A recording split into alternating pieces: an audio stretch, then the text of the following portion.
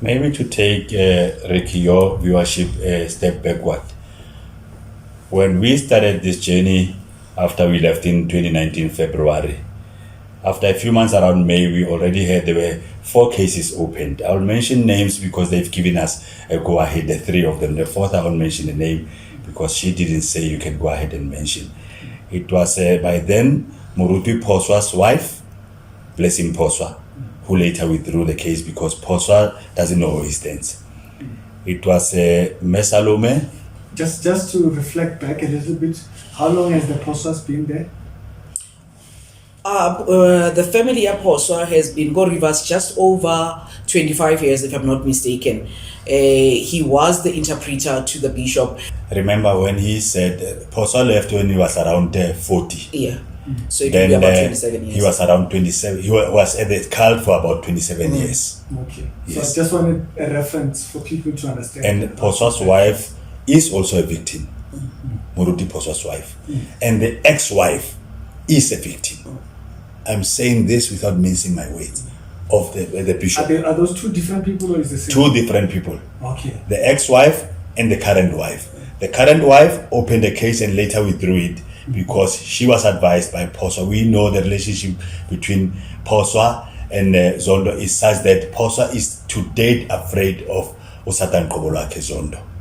Because some of the pastors who are still within his church, which is a cult, and those who have left and can't even say a word of what transpired when they were still in there, they were also initiated into this thing. One pastor from Sekweng, a former pastor, senior pastor, who was also an overseer of the whole of Botswana, Muruti Sekweng, said he would preach and tell his pastor that there's no pastor of mine who will go behind the pulpit and preach without eating, before eating. Eating in loosely as in sleeping with a woman. You have to make sure that you fortify. You do that because Zondo knows that Yena Otwele. Then he initiates his pastors into that covenant. Now it was Murutu Poswa's wife, it was Salome and the Mamile Dipoko, who was Salome Mufukeng, who opened cases together with the 4th one. I want to repeat that. I'm saying this because they've went to different platforms and said it openly who they are, and we have a go-ahead from them, a green light to say we can mention names. Now, after they opened those cases, for some odd reasons, they never took off ground.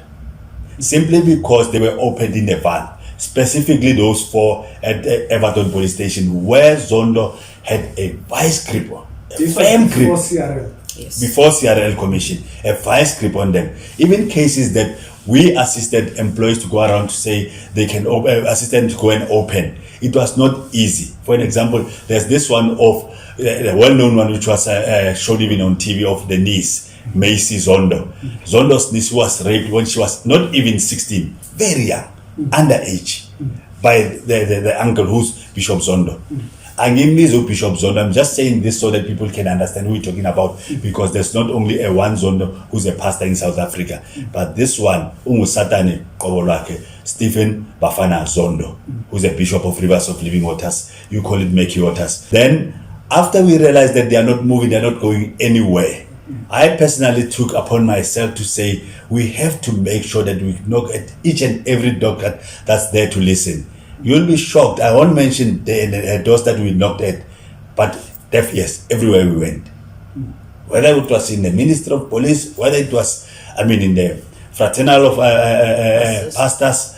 I'll mention this one big one is in the Val, Greater Val Pastoral Forum, where I've spoken to even the leadership to no assistance.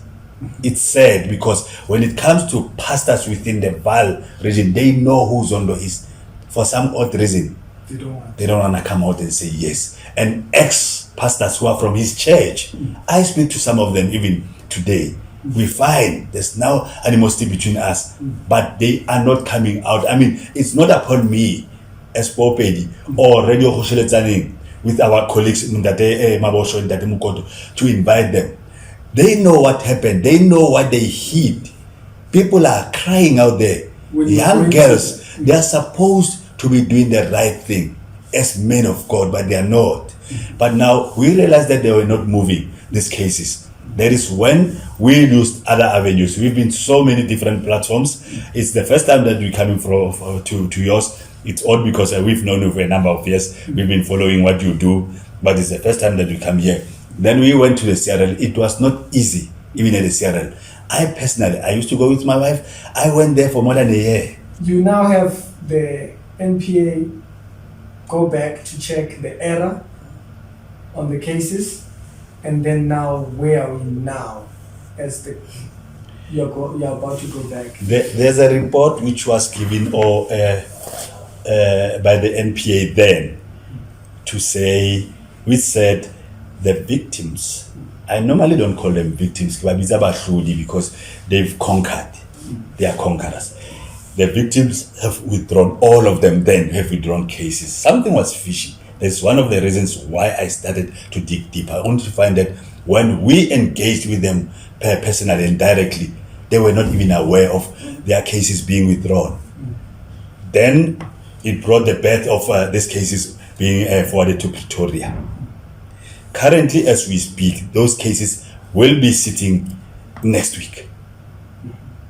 The first one said in November, which was the Nice case. I say this without any doubt to say only that case alone have exposed and buried him. Only that case alone. The rest will be showing more of what kind of an evil person, to what extent is he in. But unfortunately for him, he's not giving up. Unfortunately for those around him, they still believe in him because he doesn't want to repent. He is in too deep into this thing of a cult to an extent that he knows repenting will cost him big time, will cost him even his life.